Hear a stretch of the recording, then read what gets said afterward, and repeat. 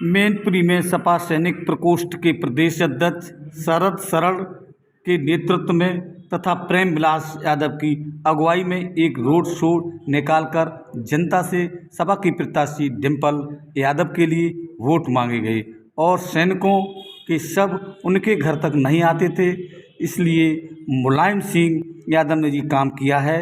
उनके निधन के बाद उनको जिताना ही सदी श्रद्धांजलि होगी, इसलिए डिम्पल यादव को जिताने के लिए सैनिक प्रकोष्ठ के पदाधिकारी लामबंद हुए।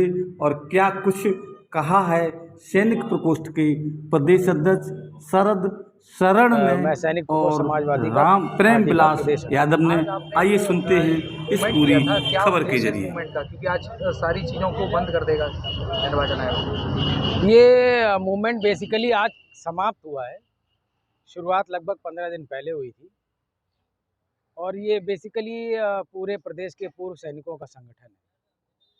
और मैनपुरी आने का इनका मकसद ये था कि यहाँ से एक फौजी परिवार की बिटिया समाजवादी पार्टी की तरफ से सांसदीय चुनाव लड़ रही हैं और उनके पति और समाजवादी पार्टी के हमारे राष्ट्रीय अध्यक्ष अखिलेश यादव जी इस देश में अपने आप में एक अकेले प्रतिमान हैं कि जब किसी राष्ट्रीय स्तर के नेता ने अपने बच्चे को किसी बड़े पब्लिक स्कूल में भेजने के बजाय मिलिट्री स्कूल में पढ़ने भेजा, सेना में जाने के लिए।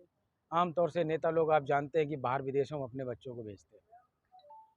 इसके बाद माननीय नेताजी, श्रद्धेय नेताजी जब 97-98 में रक्षा मंत्री थे तो उन्होंने एक प्रावधान किया था कि कोई भी सैनिक अगर शहीद होता है तो वो जहाँ पे भी, जिस सीमा पे या जिस जगह भी हो, वहाँ से उनका पार्थिव शरीर उनके घर जाएगा अपने परिवार वालों के अंतिम दर्शन के लिए और बातचीत के लिए, और वहाँ जलाया जाएगा जहाँ उनके परिवार के बाकी लोग या शायद उनके पिताजी चिता पे गए हों।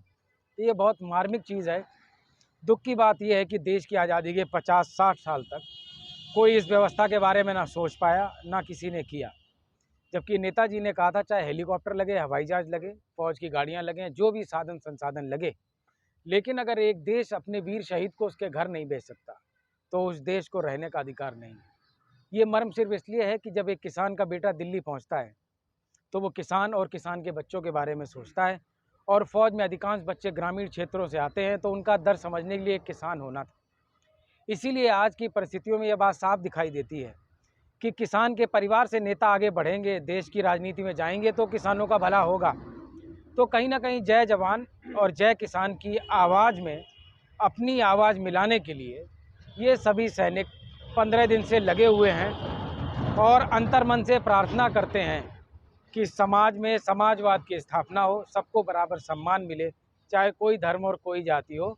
सेना के जीवन की तरह समाज के हर पहलू को जीने का अधिकार मिले, उसी की ये लड़ाई है। लास्ट मोमेंट था वो किया है, जनसंपर्क किया, लोगों से बताया है। क्या कहना चाहेंगे कि जो प्रत्याशी आई हैं डिम्पल यादव जी, श्रद्धेय नेताजी लोग हैं, क्या कहना चाहेंगे किस तरह की?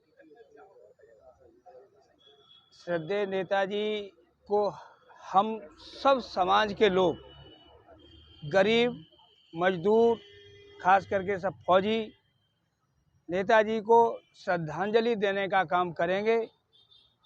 ज़्यादा से ज़्यादा मतों से जिताकर नेताजी को श्रद्धांजलि देंगे। और नेताजी ने गरीबों के लिए और किसानों के लिए और जो जवानों के लिए किया है वो आज तक पूरे प्रदेश के, क्या देश के नेता ने नहीं किया है जो नेताजी ने हम गरीब और किसान और जवानों के लिए किया है। तो इसलिए हम पूरे सैनिक और गरीब जवान, जो भी गरीब लोग हैं, सब नेताजी के श्रद्धांजलि के लिए आदरणीय डिम्पल यादव जी को वोट करके और भारी मतों से जिताने का काम करेंगे। और जय हिंद।